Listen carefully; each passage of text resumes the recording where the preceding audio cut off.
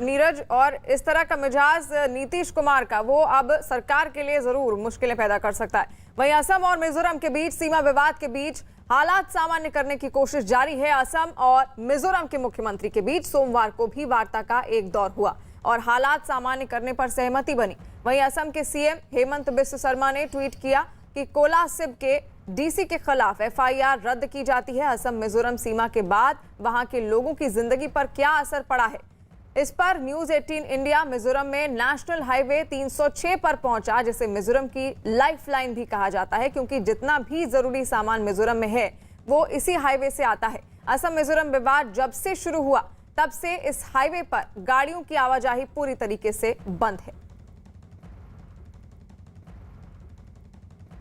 असम मिजोरम सीमा विवाद सामने आने के बाद नेशनल हाईवे 306 को ब्लॉक कर दिया गया है और इस वक्त हम मौजूद हैं मिजोरम के कोलासिब जिले में, और ये वही जिला है जिसकी सीमा के अंतर्गत फायरिंग हुई थी कुछ दिनों पहले, जिसमें 6 असम के पुलिस के जवान मारे गए थे। और आप यहां पर हाईवे ब्लॉक होने की वजह से देख सकते हैं कि कैसे किस तरीके से जो सड़क पर जो वाहन है, इक्का दुक्का वाहन है यहाँ पर आ जा रहे हैं।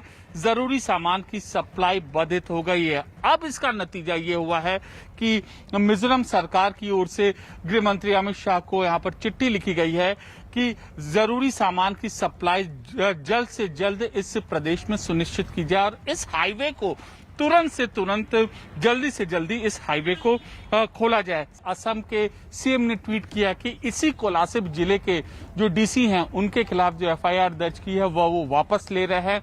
आज असम के स्वास्थ्य मंत्री ने कहा है कि ये अच्छे कदम हैं, उन्हें बेहतरी की उम्मीद है, लेकिन अब यहाँ के लोगों की यही मांग है कि जल्द से जल्द इस हाईवे पर रास्ता खोला जाए ताकि जरूरी सामान की आपूर्ति जल्द से जल्द हो सके।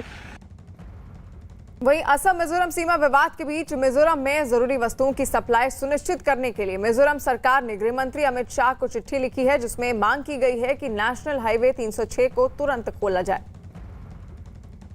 सर, गृह मंत्री जी से, होम मिनिस्टर सर से आप किस तरीके का इंटरफेरेंस या असिस्टेंस मांग रहे हैं? अभी तो कोई रेस्पॉन्स तो नहीं मिला है। खाली कॉल में हम भेज दिया ना ईमेल में, आज में तो देखेगा। अभी तो कुछ रेस्पॉन्स नहीं मिलता है।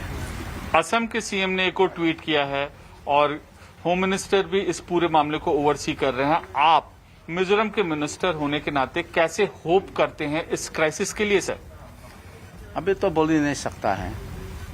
Border issue is a very critical issue because it may take long time to resolve it, because the government of India also should interfere apart from the discussion with the counterpart state. This is really a very critical issue, but depending on the dialogue, let's hope that things may happen in a very positive way. PM से north east के MPs मिलते हैं, आप उस मुलाकात को कैसे देखते हैं? ठीक है, मिल तो मिलेगा, लेकिन how long will it take? Nobody can say. It's good that PM, interact with the Northeast MP. It's well and good, but that may not solve the problem. Anyway, there is a good initiative, of course, by the MPs of Northeast. वहीं north east के BJP सांसदों ने कल प्रधानमंत्री नरेंद्र मोदी से मुलाकात की और कई मुद्दे के अलावा असम मिजोरम सीमा विवाद के मुद्दे पर भी एक ज्ञापन सौंपा गया। इन सांसदों ने आरोप लगाया कि कांग्रेस के नेतृत्व में इस मुद्दे पर सियासत की कोशिश हो रही है।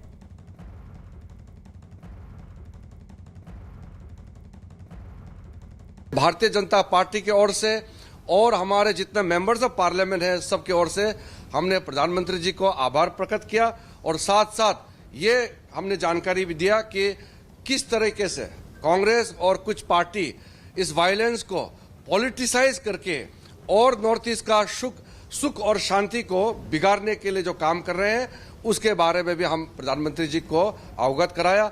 हम फिर से अपील करना चाहते हैं कि कांग्रेस राजनीति ना करे, सेंसिटिव मामले में पॉलिटिक्स ना करे।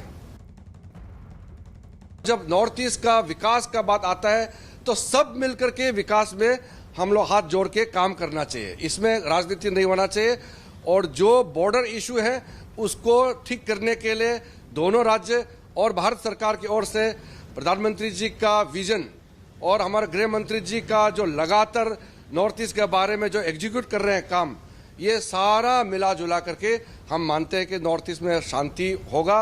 और कांग्रेस और अन्य पार्टी जितना भी कोशिश करे, हमारा नॉर्थ ईस्ट का जो यूनिटी है और देश के प्रति जो समर्पित भाव से हम काम करते हैं, उसमें कोई असर नहीं डाल सकते।